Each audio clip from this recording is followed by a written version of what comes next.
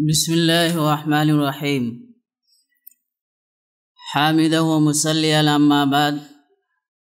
صدر اجلاس اور اسٹیج پر تشریف فرما موقر علماء کرام، دور دراز سے تشریف لائے ہوئے علماء کرام، دانشوران قوم ملت، آج کا یہ پروگرام نہایت ہی اہم ہے اور حساس موضوع کا حامل ہے۔ جو عنوان دیا گیا ہے وہ عنوان ہے مسلکی اختلافات میں راہ اعتدال۔ اگر دیکھا جائے، غور کیا جائے تو یہ عنوان یعنی مسلک کے اندر اختلاف یہ ہمارے اسلام کے اندر ہے ہی نہیں ہے۔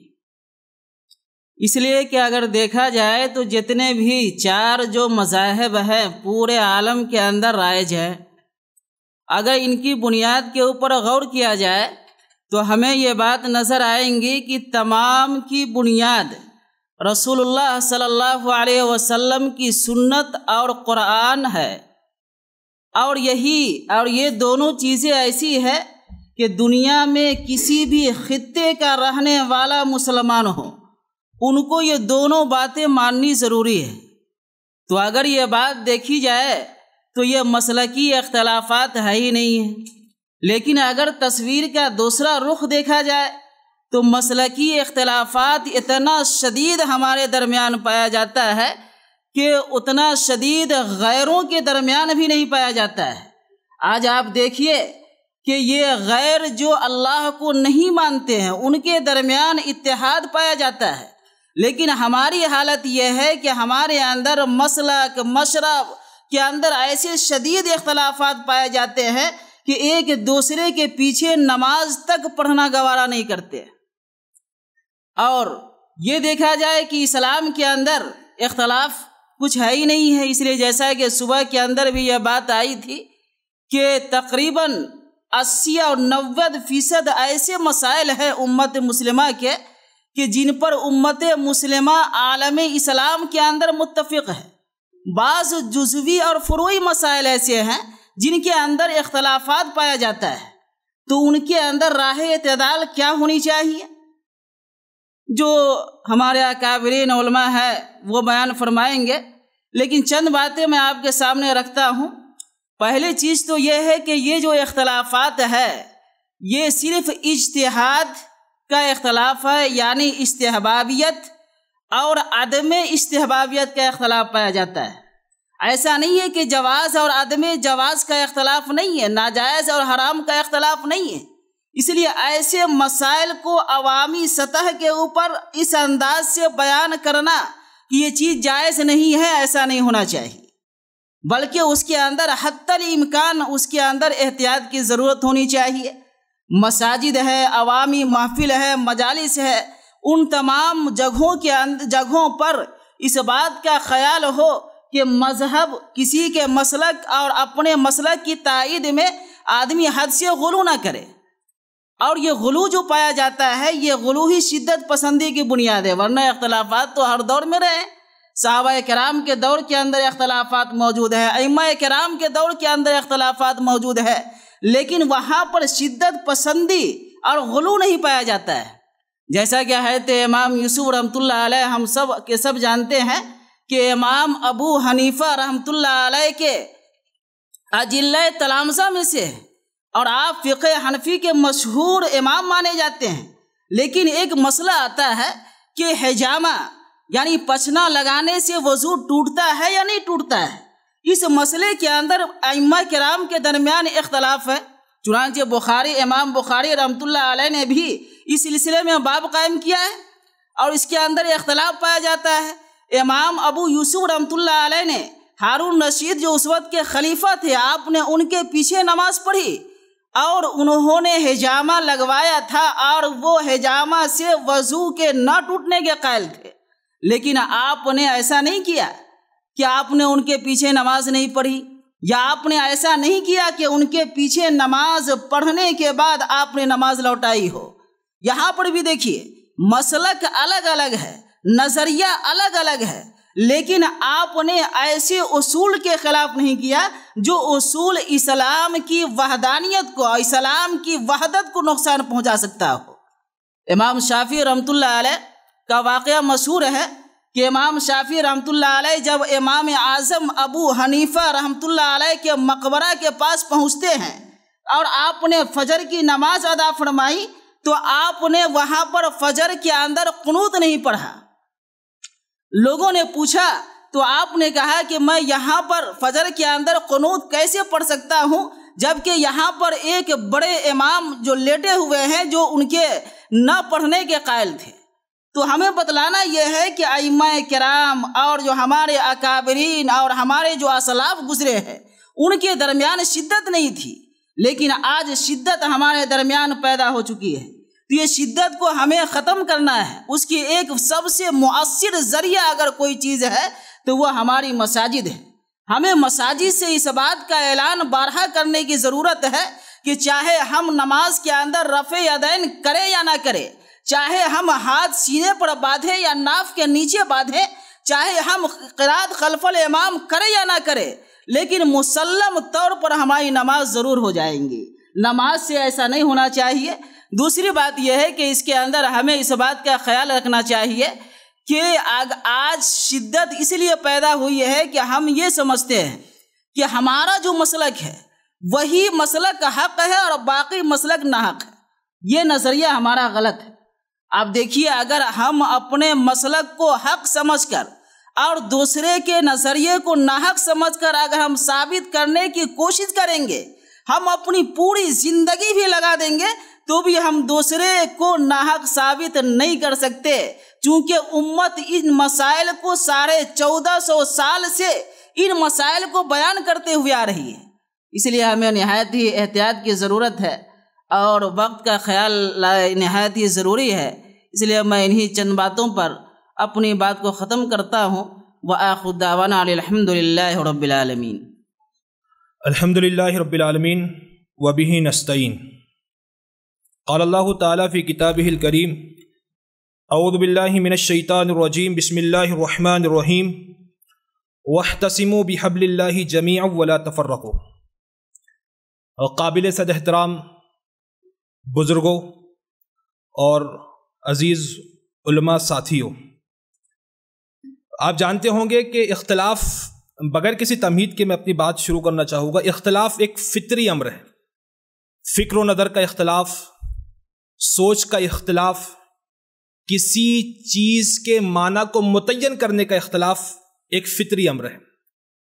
ایک ماں کے کوکھ میں جنم پانے والے، ایک ماں کی کوکھ سے جنم پانے والے دو جڑواں بچوں کے مزاج، ان کی سوچ، ان کے زاویہ نظر یکساں نہیں ہو سکتے۔ تو ہم یہ کیسے مان لیں اور ہم یہ کیسے اس کی توقع کریں کہ سارے لوگوں کی سوچ، ان کے سوچنے کا انداز، فکر و نظر کا طریقہ اور سلیقہ ایک ہو جائے؟ یہ ناممکن ہے۔ تو یہ ایک مسلمہ حقیقت ہے کہ فکر و نظر کا اختلاف ایک فطری امر ہے، اس کو ہمیں سمجھنا چاہیے اور اس کو وسعت قلبی سے قبول بھی کرنا چاہیے۔ دوسری اہم بات، جیسے مثال کے طور پر اس مجلس میں اگر کوئی شعر پڑھا جائے علامہ اقبال کا اور 10 لوگوں سے یہ بات کہی جائے کہ اس کی ترجمانی کیجئے، تو الگ الگ لوگ اس کی مختلف ترجمانی کریں گے۔ اسی طرح سے ہماری فقہ کے اندر جو اختلاف رونما ہوئے ہیں وہ اسی طرح کے اختلاف ہے۔ اس لفظ سے کیا مراد لیا جائے؟ وہ لفظ استحباب پر دلالت کرتا ہے یا وجوب پر دلالت کرتا ہے؟ کوئی نہیں کا لفظ ہے تو وہ نہیں جو ہے تو تنزیہی ہے یا تحریمی ہے؟ اس طرح کے اختلافات فقہا کے درمیان نہیں بلکہ صحابہ اکرام رضی اللہ تعالیٰ عنہم اجمعین کے درمیان بھی ہوئے۔ مثال کے طور پر ایک مرتبہ اللہ کے رسول صلی اللہ علیہ وسلم نے کہا کہ صحابہ سے کہ جاؤ اور بنو قریظہ میں مغرب کی عصر کی نماز وہیں پر جا کر ادا کرنا۔ اب راستے میں لوگ چلے، راستے ہی میں مغرب کا وقت ہو گیا، آدھے لوگوں نے کہا کہ مغرب کا وقت ہو گیا، ہم فوراً نماز پڑھیں گے۔ کچھ لوگوں نے کہا کہ اللہ کے رسول کا حکم ہے کہ وہیں جا کر نماز پڑھنا ہے، لہذا ہم وہیں پر جا کر نماز پڑھیں گے۔ بعد میں جب اللہ کے رسول صلی اللہ علیہ وسلم کے سامنے اس مسئلے کو پیش کیا گیا تو آپ نے کسی پر کوئی نکیر نہیں کی۔ آپ صلی اللہ علیہ وسلم کے ساتھ صحابہ سفر میں ہوتے، فرماتے فَمِنَّا مَن يَصُومُ وَمِنَّا مَن يُفْطِرُ، کہ ہم میں سے کچھ لوگ روزہ بھی رکھتے تھے اور کچھ لوگ افطار بھی کرتے تھے، بغیر روزے کے بھی سفر کرتے تھے، لیکن کوئی کسی پر نکیر نہیں کرتا تھا۔ تو یہ بنیادی فلسفہ ہمیں سمجھنے کی ضرورت ہے کہ اس طرح کے جتنے اختلافات رونما ہوئے ہیں وہ تعبیر کے اختلافات ہیں، فکر و نظر کے اختلاف ہے. اس کو لڑائی اور جھگڑے کا موضوع بنانا، ان اختلافات کی بنیاد پر مساجد الگ کرنا، ایک دوسرے کو سلام کرنے سے منع کرنا یا ایک دوسرے کے پیچھے نماز پڑھنے کو ترک کر دینا، یہ حد درجے کی جہالت ہے. ہمیں اس بنیادی نقطے کو سمجھنا چاہیے. اب مثال کے طور پر آپ چھوٹی سی مثال لیجئے، نماز ہم تک کیسے پہنچی یا نماز امت نے کیسے سیکھی؟ کیا امام ابو حنیفہ رحمۃ اللہ علیہ نے روایات سے نماز سیکھی؟ کیا امام مالک رحمۃ اللہ علیہ نے حدیثوں سے نماز سیکھی؟ کیا امام شافعی رحمۃ اللہ علیہ نے روایات سے نماز سیکھی؟ نہیں، بلکہ ان سارے ائمہ نے اپنے وقت کے تعامل سے نماز سیکھی. مثلا امام ابو حنیفہ جس علاقے سے تعلق رکھتے تھے وہاں پر ناف پر ہاتھ باندھنے کا رواج تھا، وہ عملی تواتر تھا، انہوں نے اس کو اختیار کیا. تو اماموں نے کسی نماز کے طریقے کی تدوین نہیں کی، بلکہ جو آلریڈی نماز کے طریقے چلے آ رہے تھے ان کو بس اس کا ریکارڈ مرتب کیا. لیکن اس بنیاد پر منافرت پھیلانا اور ان چھوٹے چھوٹے بنیاد پر مساجد کا الگ کرنا یہ بہت ہی بڑی خطا ہے جو ہم بار بار دہرا رہے ہیں. امت کو پوری کی پوری نماز عملی تواتر سے ملی، عملی تواتر سے. امام مالک جس علاقے سے مدینہ میں تھے، امام مالک کے نزدیک سب سے بڑی دلیل ہے عملی تواتر. فرماتے ہیں کہ الف عن الف خیر من واحد عن واحد. ایک آدمی ایک دوسرے آدمی سے روایت بیان کرے، میرے نزدیک اس سے بہتر ہے کہ ہزاروں نے ہزاروں کو کرتے دیکھا، ہزاروں نے ہزاروں کو کسی عمل کو کرتے دیکھا اور اس طرح سے وہ کنٹینیوسلی منتقل ہوا وہ عمل، وہ زیادہ کبھی دلیل ہے. لہذا آپ سوچیں کہ اللہ کے رسول صلی اللہ علیہ وسلم جو بنیادی فریضہ ہے نماز، جو سب سے پہلے جس کے بارے میں سوال ہونا ہے قیامت کے روز، کیا اللہ کے رسول صلی اللہ علیہ وسلم نے صحابہ کو وہ طریقہ نہیں سکھایا ہوگا؟ ظاہر سی بات ہے اللہ کے رسول نے صحابہ کو وہ طریقہ سکھایا ہے، صحابہ نے اپنی اولادوں کو طریقہ سکھایا ہے، ان کی اولادوں نے امت تک یہ طریقے کو منتقل کیا ہے.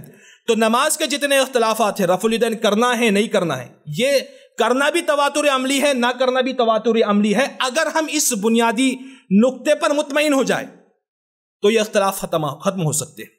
ہم ہر ایک کا احترام کرنے لگے، ہر ایک کا احترام دل سے کرنے لگے، نہ یہاں پر صرف بیان کرنے کے لیے نہیں، بلکہ اگر کوئی آمین زور سے بول رہا ہے تو ہمارے دل میں اتنی کشادگی اور وسعت قلبی ہونی چاہیے کہ اس کے عمل کو ہم کم سے کم قبول کریں، اپنے دل میں اس سلسلے میں گنجائش پیدا کرے. اس کے بغیر یہ اختلافات کا مٹنا ناممکن ہے. آخری بات پر میں آتا ہوں. ہم ائمہ اور علماء مدارس اور فارغین مدارس کے تعلق سے عوام کے اندر یہ رجحان پل رہا ہے کہ یہ لوگ بس لڑانے کا کام کرتے ہیں، چھوٹے چھوٹے مسائل پر الجھاتے ہیں، چھوٹے چھوٹے مسائل پر ایشوز کو ڈائیورٹ کرتے ہیں، کسی مرحلے پر ہماری رہنمائی نہیں کرتے. اگر یہ تشخص اور یہ شناخت ہماری بن رہی ہے تو یہ ہمارے اپنے تشخص کے لیے اور اپنے کہنا چاہیے اپنے وقار کی بقا کے لیے بہت خطرناک چیز ہے. ہمیں اپنے تشخص کو برقرار رکھنا ہے اور ان اختلافی اور فروعی مسائل میں اعتدال کی راہ اختیار کرنی ہے. امام تیمیہ نے ایک جگہ لکھا ہے کہ اگر آپ کسی ایسے علاقے میں جائیں جہاں پر مثال کے طور پر آپ کسی ایسی مسجد میں چلے جائیں جہاں پر سارے لوگ رفع الیدین کرنے والے ہو تو آپ وہاں پر رفع الیدین کر لیں. آپ کسی ایسی مسجد میں چلے جائیں جہاں پر سارے حنفی لوگ نماز پڑھنے والے تو آپ وہاں پر رفع الیدین نہ کریں. اس میں کس کا نقصان ہو رہا ہے؟ اس میں کون سی ایسی بات ہے کہ آپ نے خلاف شریعت کوئی عمل کر لیا یا شریعت کے بنیادوں کو آپ نے ہلا کر رکھ دیا؟ اگر اب ہماری ان چھوٹی چھوٹی گنجائشوں سے، ان چھوٹے چھوٹے اسٹیپ سے امت کے اندر اتحاد پیدا ہوتا ہے تو یہ ہمارے لیے بہت بڑی نعمت ہے. ہمارے کسی نے کہا ہے کہ مدارس میں مسالک ہی کے پیمانوں کو بھرتے ہیں، جنہیں توحید کا دعویٰ ہے وہ بہتوں پہ مرتے ہیں. تو بدقسمتی سے ہمارے مدارس میں بھی کسی ایک فقہ پر اس کو زور دے کر اس کو پڑھایا جاتا ہے. تو یہ ضرورت اس بات کی ہے جو نئے علماء اور نئے ادارے قائم کر رہے کم از کم اس میں فقہ المقارن کا کوئی باب ہو، کچھ نہ کچھ فقہ المقارن طلبہ کو چکائی جائے، پڑھائی جائے تاکہ ان کو پتہ چلے کہ فقہ المقارن بھی کوئی چیز ہے اور دوسرے ائمہ اکرام کے پاس بھی اپنے دلائل ہے. لہذا ہمیں اس پر بہت سنجیدگی سے غور کرنا ہے.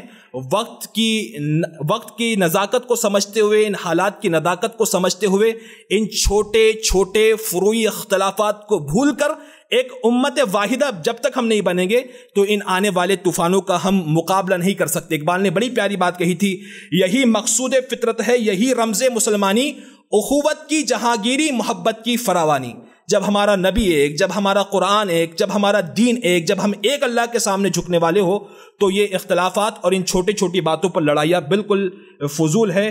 منفعت ایک ہے اس قوم کی، نقصان بھی ایک ہی، سب کا نبی، دین بھی، ایمان بھی ایک، حرم پاک بھی، اللہ بھی، قرآن بھی ایک۔ کیا بڑی بات تھی جو ہوتے مسلمان بھی۔ اور یہ صرف باتیں کرنے کے لیے نہیں، میں اگر بات کر رہا ہوں تو میرے دل میں گنجائش ہو کہ اگر میرے بازو میں کوئی رفع الدین پڑھ رہا ہے کے ساتھ نماز پڑھ رہا ہے تو میں اس کے سلسلے میں کوئی آر اور کوئی کسی قسم کی کوئی بدگمانی یا کسی قسم کی کوئی خرابی اپنے دل میں محسوس نہ کروں۔ اس وسعت قلبی کے ساتھ ہم جب عملی میدان میں آئیں گے تو ہم امت کی صحیح رہنمائی بھی کر پائیں گے۔ اللہ تبارک و تعالی ہمیں کہیں بھی سنی باتوں پر عمل کی توفیق نصیب فرمائے۔ الحمدللہ رب العالمین والصلاة والسلام علی سید الانبیاء والمرسلین محمد وآلہ وصحبہ اجمعین، اما بعد، ثم جعلناک علی شریعۃ من الامر فاتبعها ولا تتبع اہواء الذین لا يعلمون۔ احباب گرامی قدر، اس مجلس مذاکرہ میں میری یہ شرکت میرے لیے سعادت کی بات ہے۔ مسلکی اختلافات اور راہ اعتدال پر کچھ منٹ ہمیں آپ سے باتیں کرنی ہیں۔ یہ دین ایک مکمل دین، مکمل نظام اور مکمل شریعت ہے جس کی اساس اور بنیاد قرآن کریم ہے۔ اللہ تعالیٰ نے قرآن کریم میں کہا، کتاب انزلناہ الیک لتخرج الناس من الظلمات الی النور، کہ ہم نے یہ کتاب نازل کی ہے تاکہ اس کے ذریعے سے تم لوگوں کو ظلمات سے نور کی طرف لے کر آؤ، اندھیروں سے اجالے کی طرف اور روشنی کی طرف لے کر آؤ۔ ہمارے اس دین کی بنیاد اور اساس قرآن کریم ہے، اسی سے ہم کو روشنی حاصل کرنی ہے، لازمی طور پر اسی کی رہنمائی میں ہم کو چلنی ہے۔ اللہ کے رسول صلی اللہ علیہ وسلم نے صحابہ کرام کی جو تربیت کی اسی قرآنی نور اور روشنی میں کی۔ قرآن اور حدیث یہ دونوں ہمارے اس دین کا سرچشمہ ہیں، دونوں وحی ہیں، ایک وحی متلو ہے اور ایک غیر متلو ہے۔ شارع اللہ تعالی ہے، اللہ کے رسول صلی اللہ علیہ وسلم کو بھی شارع کہا جاتا ہے، لیکن شارع حقیقی اللہ ہے، اور شارع اللہ کے رسول کو اس لیے کہا جاتا ہے کہ دین مکمل ان کے ذریعے سے پہنچا۔ اللہ کے رسول صلی اللہ علیہ وسلم کی زندگی میں صحابہ کرام کی جو نگرانی، ان کی تربیت اور ان کی رہنمائی جو ہوتی تھی وہ خود ہر اعتبار سے اللہ کے رسول کرتے تھے، اور صحابہ کرام نے جس طریقے سے دین ان سے سیکھا، جو تربیت ان سے پائی، ہو بہو دنیا کے مختلف گوشوں میں اسی شرعت اور اسی منہاج پر وہ گئے اور لوگوں کو سمجھایا اور وہی دین سب تک پہنچا دیا۔ اب یہاں پر ہمیں اس بات کو خوب اچھی طریقے سے سمجھنا ہے۔ ایک حدیث اللہ کے رسول صلی اللہ علیہ وسلم کی ہے، ترکتکم علی المحجۃ البیضاء لیلھا کنہارھا لا یزیغ عنہا بعدی الا ہالک، کہ میں تم سے اس حال میں رخصت ہو رہا ہوں کہ میں نے تم کو واضح اور صاف اور روشن دلیل دے دی ہے جس کی راتیں بھی دن کی طرح اجالے ہیں اور روشن ہیں۔ اب اس کے بعد بھی اگر کوئی منہ چراتا ہے، کوئی سمجھنے کی کوشش نہیں کرتا ہے، انحراف کی راہ کو اختیار کرتا ہے، تو وہ تباہی میں اور ہلاکت میں جا رہا ہے۔ آج ہمارے درمیان جو مسالک کے اختلافات ہیں، ہمارے جو ذمہ داران ان چیزوں کو سمجھ رہے ہیں، ان کا احساس ہے، انہوں نے ہم کو جمع کیا۔ ہم علماء سے یہ امید رکھتے ہیں کہ ہم نوجوان ہیں اور اس میدان میں کام کر سکتے ہیں، ہماری بڑی خدمات آگے ہو سکتی ہیں۔ اس صورتحال میں ہم کو اپنے اندر لچک پیدا کرنے کی ضرورت ہے۔ اس سے پہلے جو ابھی مذاکر صاحب آئے تھے، انہوں نے کہا تھا کہ ہماری دین جو اس طریقے سے مکمل ہے، کسی قسم کا اس کے اندر اختلاف نہیں ہے، تو اختلاف بالکل نہیں ہے۔ جو اختلافات رفع الیدین کے ہو جاتے ہیں، جو اختلافات آمین بالجہر اور سر کے ہوتے ہیں، یہ جو سارے اختلافات ہوتے ہیں یہ دین کے اندر تنوعات میں سے ہیں۔ جیسے دسترخوان پر مختلف قسم کے کھانے ہوتے ہیں، کسی کو گوشت پسند ہے، کسی کو مچھلی پسند ہے، یہ نہیں کہا جا سکتا ہے کہ تم گوشت کیوں نہیں کھاتے ہو مچھلی کھاؤ، اور تم مچھلی کیوں کھاتے ہو گوشت کھاؤ۔ یہ کسی کو اختیار نہیں ہے اور یہ حق نہیں ہے کہ کسی کے اوپر دباؤ ڈالے۔ اگر کوئی انسان ایسا کرتا ہے تو اس کو اپنا اختیار ہے۔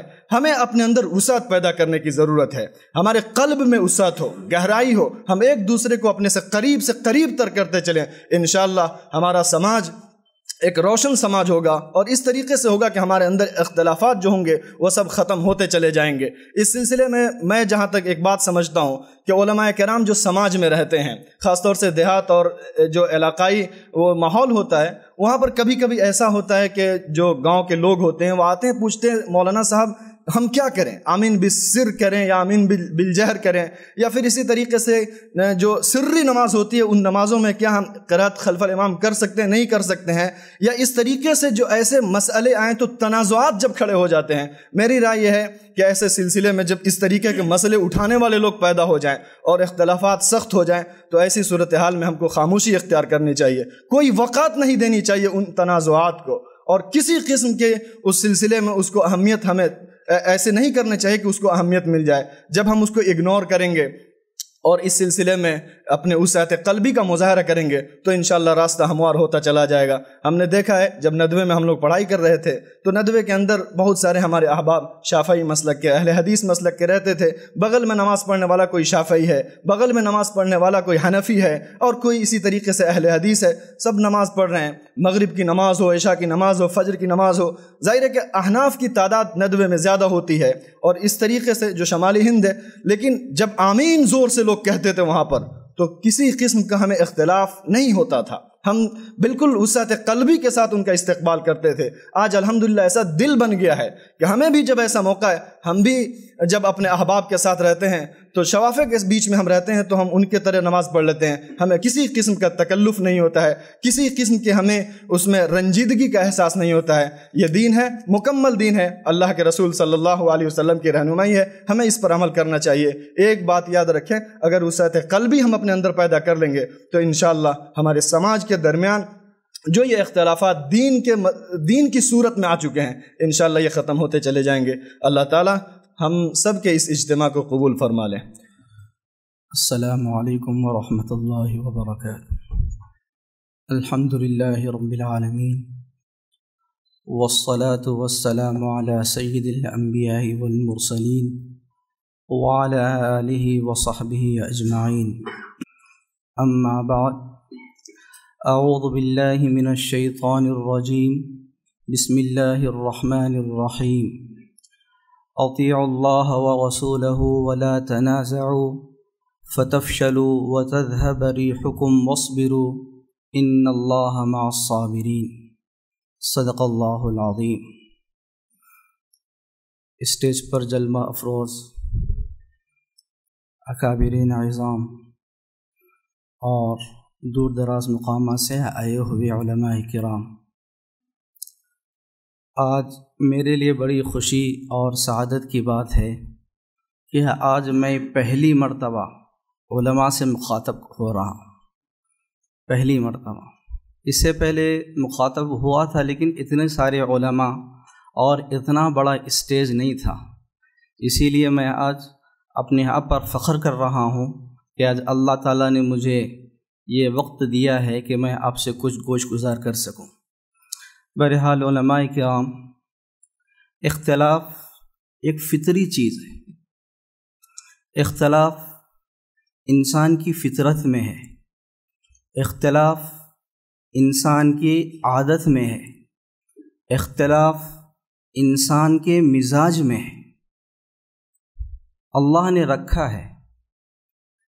جب کہیں چار آدمی جمع ہو جاتے ہیں ان کے درمیان میں بھی اختلاف رائے پائی جاتی ہے۔ جب کہیں مشورہ ہوتا ہے، اور ہمارے پاس تو بہت سارے مشورے ہوتے ہیں، تو مشورہ ایک چیز کا ہوتا ہے لیکن وہاں پر بھی کئی سارے مشورے آتے ہیں اور کئی طرح کی آرائیں آتی ہیں۔ تو اختلاف کوئی بری چیز نہیں، یہ اختلاف تو صحابہ کرام رضوان اللہ تعالی علیہم اجمعین میں بھی تھا۔ آپ تمام حضرات جانتے ہیں حضرت عمر فاروق اور حضرت عبداللہ ابن مسعود رضی اللہ تعالی عنہ میں سینکڑوں مسائل میں اختلاف تھا، سینکڑوں مسائل، لیکن اس کے باوجود کبھی وہ آپس میں ایک دوسرے کے کوئی شکوے شکایتیں نہیں کرتے تھے اور کبھی ایک دوسرے کی عزتوں کو نہیں اچھالتے تھے۔ باضابطہ حضرت عمر رضی اللہ تعالی عنہ اس بات کا اقرار کرتے ہیں کہ عبداللہ ابن مسعود جبل العلم ہے، حالانکہ اختلاف ہونے کے باوجود اس طرح کا اقرار کرنا بہت بڑی بات ہے۔ اور ایسے ہی عبداللہ ابن عباس اور حضرت زید ابن ثابت میں بھی بہت سارے اختلافات تھے، لیکن ایک مرتبہ کا واقعہ ہے جب زید ابن ثابت رضی اللہ تعالی عنہ کسی مسلمان کی نماز جنازہ پڑھا کے جا رہے تھے، اور آپ اپنے جو سواری تھی جب سوار ہو گئے تو عبداللہ ابن عباس رضی اللہ تعالی عنہ آئے اور آ کے بڑے ادب و احترام سے آپ کے سامنے کھڑے ہو گئے۔ تو انہوں نے فرمایا کیا ہے؟ تو وہ فرماتے ہیں کہ اللہ تعالیٰ کے رسول صلی اللہ علیہ وسلم نے علماء کا احترام کرنے کا حکم دیا ہے۔ اور ایسے ہی بہت سارے اختلافات حضرت علی اور حضرت امیر معاویہ کے درمیان میں بھی ہوئے، لیکن جب قیصر روم نے حضرت امیر معاویہ سے خط بھیجا کہ علی تمہارے دشمن ہو چکے ہیں اور تم سے جدال کرنا چاہتے ہیں، جنگ کرنا چاہتے ہیں، اسی لیے میں تم کو کمک بھیج رہا ہوں، فوج بھیج رہا ہوں، اور تم اس فوج کے سہارے علی پہ چڑھائی کرنا، تو اس وقت میں امیر معاویہ رضی اللہ تعالی عنہ کا جو جواب تھا وہ آب زر سے لکھنے کے قابل ہے۔ امیر معاویہ رضی اللہ تعالی عنہ نے اس کو ایک جانور سے تشبیہ دی اور کہا اے کتے، حالانکہ یہاں لفظ کہنا نہیں چاہیے، لیکن نقل کفر کفر نباشر، انہوں نے یہی الفاظ فرمایا اور کہا کہ اگر تم علی کے خلاف جاتے ہو اور علی کے خلاف میں تم مجھے فوج بھیجتے ہو اور ہم دونوں کے تنازع سے فائدہ اٹھانا چاہتے ہو تو تمہارے خلاف سب سے پہلے تلوار اٹھانے والا امیر معاویہ ہوگا۔ تو ایسے بہت سارے اختلافات ہیں۔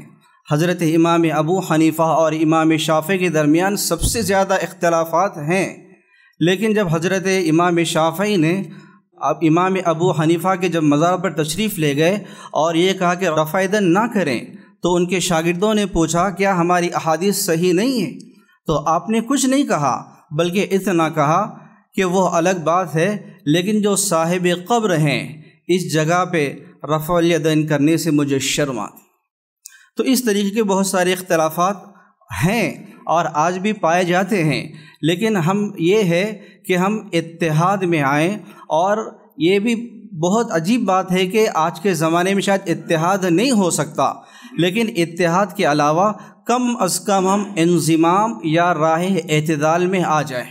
ہم اپنی مسلک پر رہتے ہوئے، اپنے مسلک پر عمل کرتے ہوئے دوسرے کے جو مسالک ہیں اس کا انکار نہ کریں، اس کی تذلیل نہ کریں اور اس کو کم نگاہی سے نہ دیکھیں، تو پھر انشاءاللہ جس طریقے سے آج ہم اس اسٹیج پہ مختلف مسالک کے باوجود ایک جگہ جمع ہوئے ہیں اور تمام لوگوں کی تقاریر بڑے ذوق و شوق کے ساتھ سن رہے ہیں، اگر یہی عمل ہمارا اگر ہمارے گھروں پہ اور ہمارے محلوں میں، ہمارے شہروں میں ہو جائے تو انشاءاللہ جو راہ اعتدال مسالک کے درمیان ہے وہ ہو جائے گی، اور اس طریقے سے تمام مسالک ختم بھی نہ ہو جائیں تو کم از کم اپنے حد میں رہیں گے۔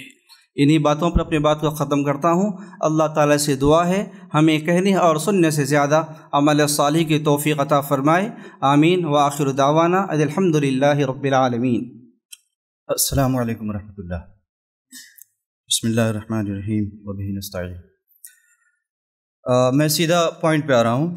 جو مذاکرے کا جو موضوع ہے کہ مسلکی اختلافات میں راہ اعتدال، مجھ سے پیشرو مذاکرہ کار حضرات نے جو گفتگویں کی ہے اس کا جو لب لباب ہے یا خلاصہ ہے وہ یہ کہ ہمارے رویوں میں، ہم جو علماء ہیں، ائمہ یا خطبہ ہیں، ہمارے رویوں میں توسع آنا چاہیے۔ بنیادی بات وسعت کی ہے، لیکن یہ ایک حقیقت ہے، زمینی حقیقت ہے کہ یہ توسع کہیں نہ کہیں مفقود ہے عملاً زمینی سطح پر۔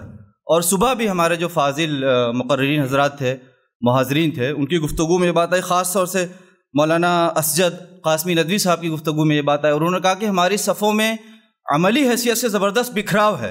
باتیں ہوتی ہیں اس حوالے سے، بہت باتیں ہوتی ہیں، بہت کثرت سے ہوتی ہے، تمام علماء اس بات کا اظہار کرتے ہیں یا اس خواہش کا اظہار کرتے ہیں کہ ہماری صفوں میں اتحاد ہونا چاہیے اور ہمارے یہاں رواداری ہونی چاہیے اور راہ اور اعتدال اور میانہ روی ہونا چاہیے ہمارے مزاجوں میں اور طبیعتوں میں اور ہمارے رویوں میں، لیکن عملاً ایسا ہے نہیں۔ تو میں چاہ رہا تھا کہ یہ توسع کیوں کر نہیں پیدا ہو رہا ہے، اور اس کے صحیح یا درست خطوط کیا ہیں اور وہ منہج کیا ہے جس کو اختیار کیا جائے تو واقعی طور پر ہمارے رویوں میں یا ہمارے طبیعتوں میں، ہمارے مزاجوں میں اعتدال یا میانہ روی پیدا ہوگا تو پہلی جو بات ہے، پہلا جو نقطہ ہے میری گفتگو کا، وہ فقہ کا جو طریقہ تدریس ہے ہمارے یہاں مدارس میں اور دینی جامعات میں، جو منہج ہے، جو میتھڈولوجی ہے، جس طرح سے فقہ کو پڑھایا جاتا ہے، اس میں کہیں نہ کہیں اپنے مسلک اور اپنے مشرب کی تئیں ایک غیر معمولی قسم کا تسلب اور تعصب اور تشدد پایا جاتا ہے۔ اور جب ہم اپنے طلباء کو پڑھا رہے ہوتے ہیں تو ہم ہماری اپنی جو فقہ ہے، جس فقہ کے ہم پیروکار ہیں، اس کے ہم پابندی کرتے ہیں، اس فقہ کے تئیں ایک برتری کا احساس وہ ہمارے اندر خود بھی ہوتا ہے، اور وہ احساس ہم اپنے طلباء میں پیدا کرتے ہیں، اور اس کے بالمقابل جو دیگر فقہیں ہیں، جو دیگر رائے ہیں، کہیں نہ کہیں ہم اس کو پست ثابت کرتے ہیں، یا اس کو ذرا نیچا دکھاتے ہیں۔ یہ رویہ ہمارا ہوتا ہے۔ دیکھیے، میں جو گفتگو کروں گا وہ بالکل مبنی بر حقیقت کروں گا، میں بہلانے پھسلانے والی بات نہیں کروں گا۔ جو حقائق ہیں، حقائق کو فیس کریں گے تو مسئلے کا حل نکلے گا۔ یہ بالکل میں جہاں تک سمجھتا ہوں، میں مدرسے سے فارغ ہوں، اور فراغت کے بعد غالباً 13 سال تقریباً میں نے تدریس میں گزارے ہیں، اور اللہ کا شکر الحمدللہ کہ میں نے بڑے دینی جامعات اور مدارس میں تدریس کا فریضہ انجام دیا ہوا ہے۔ تو سب میری آنکھوں دیکھا ہے، میرا مشاہدہ ہے، میرا اپنا تجربہ ہے۔ تو وہ جو منہج ہے فقہ کی تدریس کا، وہ بدلنا چاہیے۔ یعنی جو مدرس ہے اس کے اندر توسع ہونی چاہیے، وسعت ہونی چاہیے، اعلیٰ ظرفی ہونی چاہیے، دوسروں کا ادب اور دوسروں کا احترام۔ وہی جو کہ مربی ہوتا ہے، وہی مرشد ہوتا ہے اپنے طلباء کا، وہی ذہن ساز ہوتا ہے، ذہنی ساخت کو وہی ڈھالتا ہے، وہی سنوارتا ہے، وہی بناتا ہے۔ اس کا غیر معمولی اثر ہوتا ہے اس کے طلباء پر۔ تو اگر یہ مزاج وہ اپنے طلباء کا تشکیل کرے، یہ بنائے کہ بھئی ہمارے ہاں توسع ہونا چاہیے، دوسروں کا بھی لحاظ ہونا چاہیے، دوسروں کا بھی ادب ہونا چاہیے، اگر کوئی ہماری رائے سے مختلف رائے رکھتا ہے، اس کی فقہ کوئی اور ہے، یا اس کا نقطہ نظر کچھ اور ہے، یا وہ کسی اور نظریے کا حامل ہے، تو اس کا بھی احترام ہونا چاہیے، اس کا بھی خیال کرنا چاہیے، اس سے لڑنا جھگڑنا یہ روا نہیں ہے، یہ مناسب نہیں ہے۔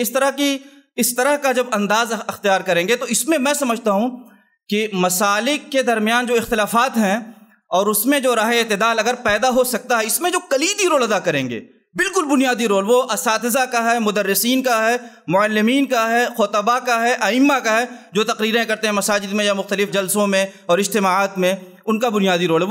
وہ اس طرح کی کوئی گفتگو کریں ہی نہیں، وہ جب بھی گفتگو کریں تو اس امر کا لحاظ کریں۔ تو منہج تدریس تبدیل ہونا چاہیے، اور اس کا طریقہ کیا ہے، یہ تبدیلی کیوں کر ممکن ہے؟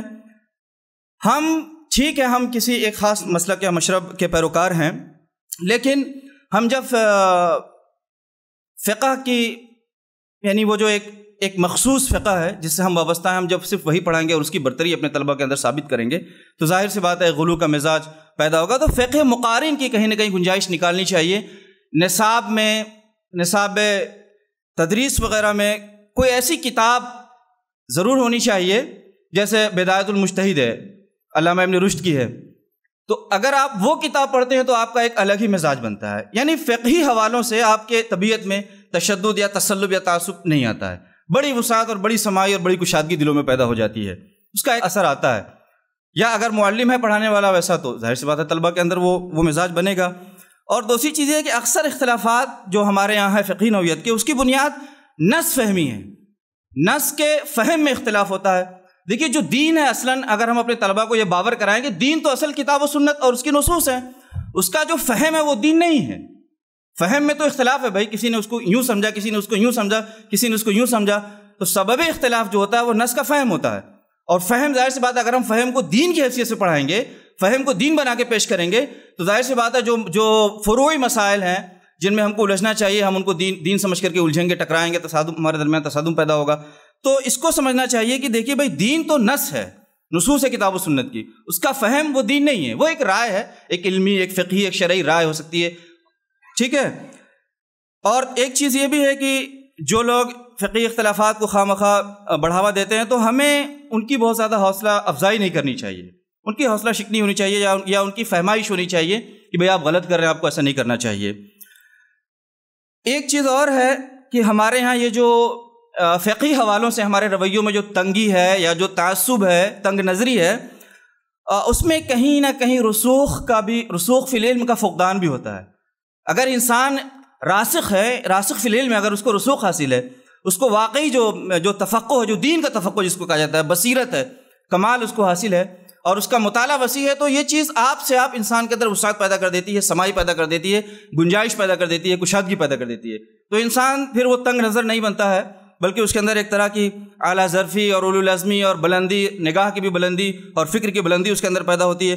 تو ہمارا مطالعہ بہت وسیع ہونا چاہیے، اور خاص طور سے شاہ ولی اللہ صاحب کا جو رسالہ ہے، جس کا مولانا اسد الدین صاحب جو اسی تحریک سے وابستہ رہے، جس تحریک کے مرکز میں آج ہم سب یہاں پہ اکٹھا ہیں، کہ مسلکی اختلافات میں اعتدال کی راہ، اس کا اردو ترجمہ بھی موجود ہے، مولانا اسد الدین اصلاحی صاحب نے اس کا ترجمہ کیا ہوا، اور شاہ ولی اللہ صاحب کا رسالہ وہ عربی زبان میں ہے۔ تو ہم سب اگر اس کو بھی پڑھیں، اور بھی بہت سارے علماء نے لکھا ہوا ہے، تو میں یہ سمجھتا ہوں کہ اگر ہمارے اندر رسوخ ہے واقعی، اور ظاہر سی بات ہے رسوخ ہمیشہ وسعت مطالعہ اور کثرت مطالعے ہی سے پیدا ہوتا ہے، تو بھی یہ تنگ نظری ہمارے یہاں سے ختم ہو سکتی ہے۔ تو توسع کا تو ہم سب قائل ہیں، لیکن عملاً ہمارے رویوں میں توسع آ نہیں رہا۔ تو اس کی بنیادی وجہ یہ ہے کہ جو نظام ہے ہمارا، نظام درس و تدریس، وہ کہیں نہ کہیں کلیش کر رہا ہے، وہ فلاپ ثابت ہو رہا ہے، وہ یہ ذہن یا یہ نفسیات یا مزاج تشکیل نہیں کر پا رہا ہے۔ تو منہج کو ذرا سا بدلنا چاہیے۔ یہ چند نکات تھے سرسری طور پہ جن کا میں نے ذکر کیا، یہاں پہ اشارہ کیا، اور میں سمجھتا ہوں کہ ہم ان پر خاطر خواہ توجہ دیں گے اور اپنے رویوں میں تبدیلیاں لے آئیں گے انشاءاللہ۔ وآخر دعوانا ان الحمد للہ رب العالمین۔ السلام علیکم ورحمۃ اللہ وبرکاتہ۔ ان الحمد للہ والصلاة والسلام علی رسول اللہ وبعد۔ بسم اللہ الرحمن الرحیم۔ ان هذه امتکم امۃ واحدہ وانا ربکم فاتقون۔ معزز علماء اکرام، ابھی آپ نے بڑی تفصیل سے فاضل مقررین کی باتوں کو سماعت فرمایا۔ اختلافی مسائل میں اعتدال کی راہ۔ اختلاف ایک فطری امر ہے، آپ نے بارہا سنا، اور فی الحقیقت بات یہی ہے۔ گھر میں اگر 4 بھائی ہیں تو 4 بھائیوں میں اختلاف ہے، اور یہ جو ائمہ کرام کا اختلاف ہے یہ کتاب اور سنت کی بنیاد پر ہے۔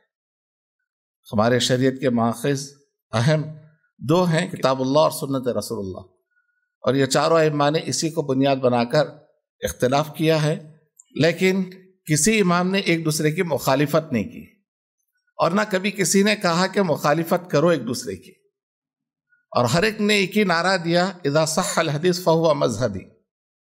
ہم کو بھی چاہیے کہ جب حدیث آ جائے تو حدیث پر فوری عمل کریں، یہ نہ کہیں نہیں ہمارے امام صاحب نے یہ کہا، ہم بس امام صاحب کی بات مانیں گے اور یہی حرف آخر ہے۔ ایسا نہیں۔ آپ نے دیکھا امام ابو حنیفہ رحمۃ اللہ علیہ سے ان کے دونوں شاگردوں نے کتنا اختلاف کیا، کئی مسائل میں اختلاف کیا ہے۔ تو دیکھیے شریعت کے جو اہم 2 ماخذ ہیں، کتاب اللہ اور سنت رسول اللہ، اس کو ہم سمجھنے کی کوشش کریں، اور مسالک کا اختلاف یہ چلتا رہے گا۔ ہمارے پیش نظر ایک بنیادی مقصد ہے، جیسا کہ اللہ تعالیٰ نے فرمایا کنتم خیر امت اخرجت للناس، امر بالمعروف نہی عن المنکر کا کام ہم نے بالکل پس پش ڈال دیا۔ اختلافات میں اتنا مصروف ہو گئے ہم، اور یہ اختلافات کو اتنی ہوا دیا ہمارے بعض علماء نے کہ ایک دوسرے کو کفر کے فتوے، ایک دوسرے کو جنت اور جہنم کی سرٹیفکیٹ دینا ہم نے شروع کر دیا۔ جو کام اللہ کے کرنے کا ہم کرنے لگ گئے، کیسی نادانی ہے۔ اور ہم جس ملک میں رہ رہے ہیں ہمارے سامنے مسائل کا ایک انبار ہے، روزانہ ایک نئی صبح ہمارے سامنے ایک نیا مسئلہ کھڑا کر دیتی ہے، لیکن ہمارا حال یہ ہے کہ ہم اپنے مسلک کو ترجیح دینے کے لیے دوسرے سارے مسالک کو باطل قرار دیتے ہیں۔ یہ درست نہیں ہے۔ ہمارے پیش نظر امت کی اصلاح ہونی چاہیے۔ ہم علماء ہیں تو ہمارے ذمہ اللہ تعالیٰ نے ایک بڑا اہم کام دیا ہے کہ امت کو اتحاد اور اتفاق سے رکھیں۔ جو فروعی مسائل ہے، علماء کا اختلاف ہے، ائمہ کا اختلاف، عوام کے سامنے نہ بولا جائے، لیکن ہم اس کو جو ہے بولنے کی کوشش کرتے ہیں۔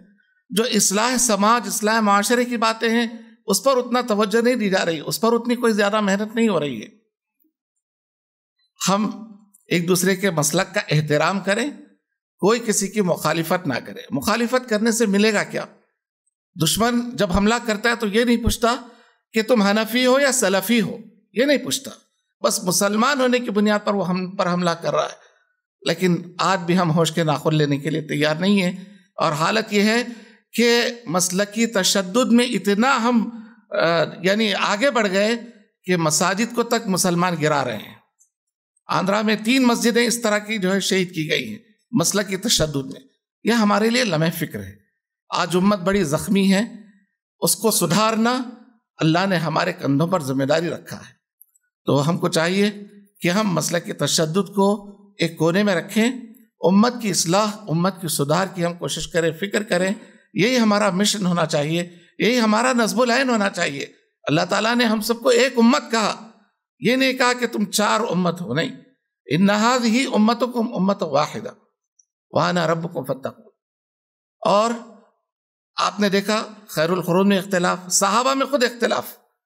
حج کا موقع ہے، 10 ذی الحجہ کو ترتیب سے جو اعمال کرنا ہے، صحابہ نے ترتیب میں آگے پیچھے کیا، اور اللہ کے نبی کے پاس آئے.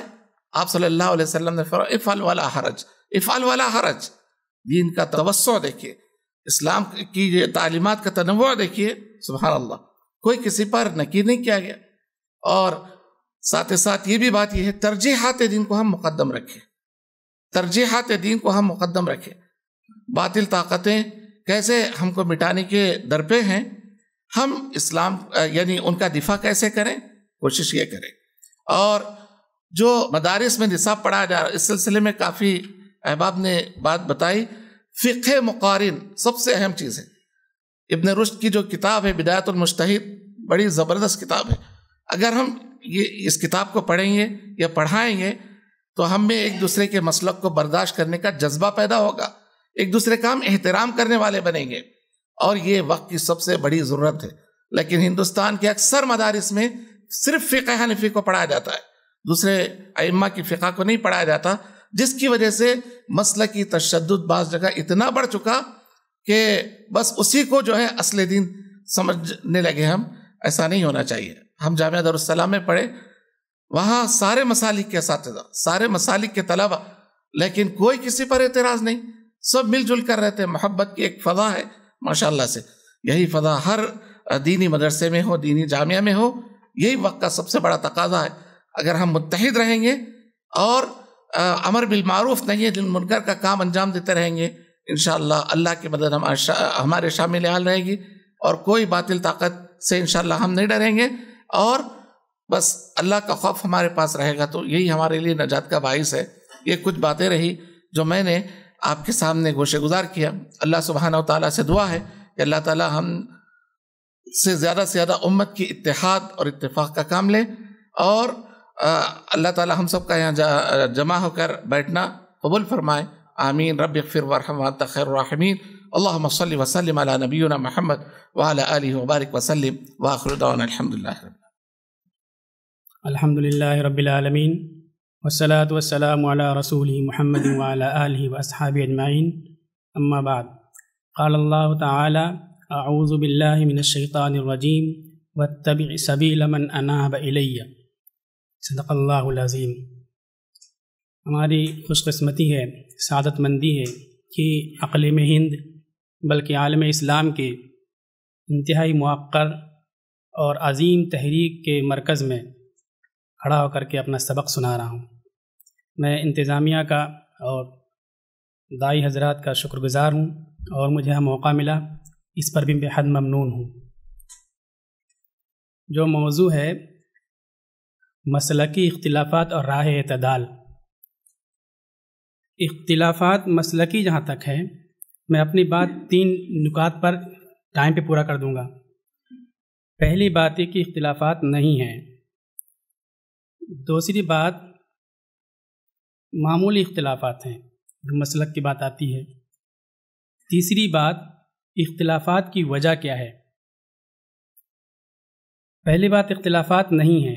جب اختلافات بولتے ہیں اور یہاں مسلک کی قید لگا دی تو جو دوسرے اختلافات برادری واد، علاقہ واد، رنگ و نسل، وہ ختم ہو گئے.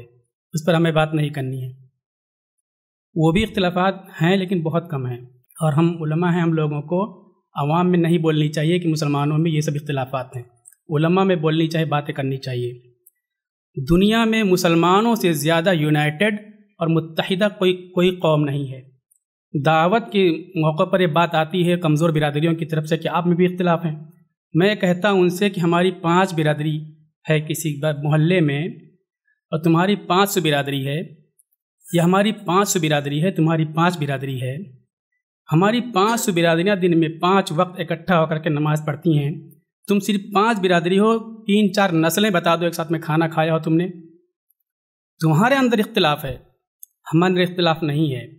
اور پھر انجینئر سعادت صاحب حسینی صاحب کی بات سن کر کے میرا دل اتنا خوش ہوا، اگر تالی بجانا جائز ہو تو میں تالی لگاتا ان کی بات پر، کہ پوری دنیا میں دیکھ لیجیے آپ 85% مسلمان متحد ہیں، تو کہاں اختلاف ہے ہمارے اندر؟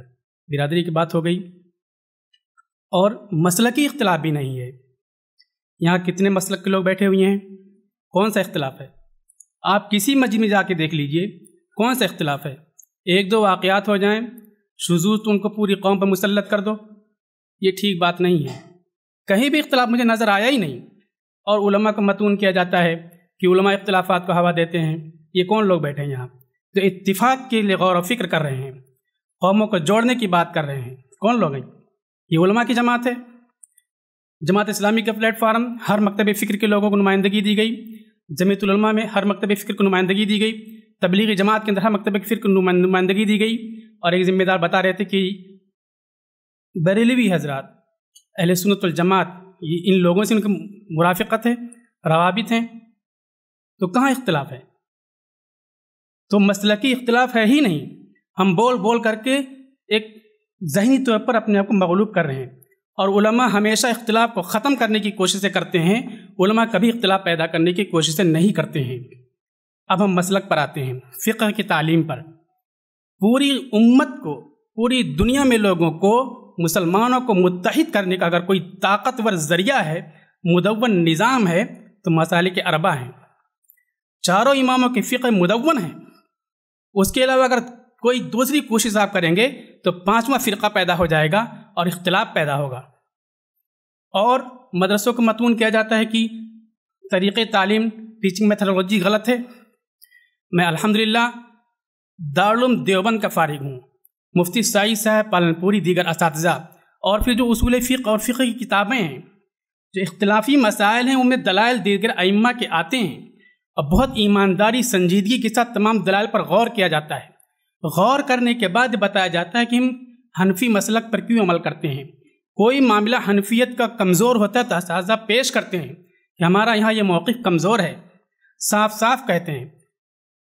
تو بہت ایمانداری کے ساتھ فقہ کی تعلیم مدرسوں میں دی جاتی ہے۔ کسی بھی عالم کو، خاص طور پر دیوبند کے فاضل کو، آپ نے نہیں سنا ہوگا کہ کوئی رفع یدین کر رہا ہو اور اس کو اس نے روکا ہو، اور اس کو یہ دعوت دی کہ رفع یدین چھوڑ کر کے نیچے ہاتھ باندھو۔ لیکن اگر فقہ کو بیچ سے ہٹا دو گے تو ہزاروں مسلک پیدا ہو جائیں گے۔ مثلا رفع یدین کی بات میں کرتا ہوں، شروع کی روایت کیا ہے؟ سجدے سے اٹھتے وقت بھی رفع یدین کیا۔ اس کے بعد روایت آتی ہے سجدے کے وقت رفع یدین نہیں، رکوع سے اٹھتے وقت رفع یدین کیا۔ امام بخاری رحمۃ اللہ علیہ باب التشہد میں حدیث نمبر 679 میں ایک بھی رفع یدین کی نہیں نقل کرتے، یعنی شروع میں بھی رفع یدین نہیں کیا۔ ایک عام آدمی اگر علماء سے رابطہ نہیں کرے گا تو کس حدیث پہ عمل کرے گا؟ وہ ایک بھی روایت بخاری میں نہیں ہے جس میں بغیر جوتا پہنے ہوئے نماز پڑھنے کی حدیث موجود ہو۔ کیسے عمل کر پائے گا انسان؟ اس لیے اپنے من سے کرے گا۔ 8 اور 20 کی لڑائی کر رہے تھے، ایک صاحب کو ہم نے مسلم شریف پیش کر دی کہ تراویح کی روایت الگ ہے، اس میں بولے 3 دن، اس نے تراویح پڑھنا بند کر دیا کہ اللہ کے نبی صرف 3 دن پڑھی، حدیث میں ہی نہیں تراویح کی بات، تراویح چھوڑ دیا۔ کتنے مسلک پیدا ہو جائیں گے؟ تو یہ مسلک اربع امت کو جوڑنے کا ذریعہ ہیں۔ مدارس میں جو تعلیم دی جاتی ہے بہت ہی بہتر طریقے پر تمام ائمہ کا احترام ہوتا ہے۔ مفتی سعید صاحب جب دوسرے فقہ کے بارے میں باتیں کرتے تو یہ کہتے تھے، اساتذہ طلبہ کبھی ہنسی مذاق کرتے، اگر سن لیا کہ کسی شافعی مسلک، کسی مالکی مسلک کا ہنسی کیا تو اخراج ہو جائے گا۔ اس طرح احترام کوئی اختلاف نہیں ہوتا تھا۔ اختلاف کی وجہ یہ ہے کہ ہم نے 2 کاموں کو چھوڑ دیا۔ پہلا کام غیروں میں دعوت، جو اصل نبوت، کار نبوت ہے۔ تمام انبیاء شرک سے پاک کرنے اور توحید کی دعوت دینے کے لیے آئے تھے، اس کام کو چھوڑ دیا۔ جب فرصت میں جب رہیں گے، پہاڑوں کو کھود کر کے دودھ نکالنے کا حوصلہ، دودھ کا دریا بہانے کا حوصلہ، اور ستاروں پر کمندے ڈالنے کا خواب چھوڑ دیں گے تو اینٹ و پتھر، کنکر اور خار میں ہم پھنسے رہیں گے، الجھے رہیں گے۔ کام چھوڑ دیا، نصب العین چھوڑ دیا فرصت میں، تو اس طرح اختلافی بات میں الجھے رہتے ہیں۔ پہلی غلطی ہماری یہ ہے کہ اپنے نصب العین، ادیش، اپنے اہداف و مقاصد سے ہٹ گئے۔ دوسری بات جو مسلکی اختلافات پیدا ہوتے ہیں وہ 2 وجہوں سے پیدا ہوتے ہیں، اس کو یاد رکھیے۔ جو لوگ مسلک کی اتحاد کی باتیں کرتے ہیں، خاص ان کے لیے بھی کہتا ہوں میں، مسلک کے پرچار سے اختلاف پیدا ہوتے ہیں۔ اگر کوئی رفع یدین کر رہا ہے اور آپ وہاں پہنچ کر کے اس کو رفع یدین سے روکتے ہو تو آپ اپنے مسلک کا پرچار کرتے ہو، اور اختلاف ہوگا جب سب لوگ رفع یدین کر رہے ہیں تو کیوں روکتے ہو رفع یدین کرنے سے تم اس کو؟ اور کہیں کوئی رفع یدین نہیں کر رہا ہے، ناف کے نیچے ہاتھ باندھ رہا ہے اور آپ ناف کے اوپر ہاتھ باندھنے کی بات کرتے ہو تو آپ اختلاف پیدا کرتے ہو۔ مطلب وہاں ایک شکل تھی نماز کی، ایک نئی شکل کھڑی کر دیا آپ نے، نماز میں شک پیدا کر دیا آپ نے، تو آپ اختلاف پیدا کرتے ہو۔ مسلک کے پرچار سے اختلاف ہوتا ہے، اور مسلک پر عمل کرنے کی تبلیغ سے عمل سے روکنے کی کوشش کرنے سے بھی اختلاف پیدا ہوتا ہے۔ کچھ مسجدوں میں جو نام لگے ہوئے ہیں کہ فلاں لوگ نہ آ سکیں، وہ مسلک پر عمل کرنے کے لیے روکنے کی کوششیں کرتے ہیں، تو وہاں سے اختلاف پیدا ہوتا ہے۔ میں پھر آخری فائنل بات کہتا ہوں کہ مسلک پر تسلط اور مسلک پر تثبت اور جماع اتحاد کا ذریعہ ہے۔ مسلک سے اکھڑتے ہو جس پر تم کو یقین ہے، اعتماد ہے کہ حدیث کے مطابق حکم ہے، قرآن کے مطابق حکم ہے، آپ نے اس کو چھوڑ دیا تو دوسرے مسلک پر کس تصور کے ساتھ عمل کر سکتے ہو؟ مسلک پر جماع قرار یہ اتحاد کا ذریعہ ہے۔ والسلام علیکم۔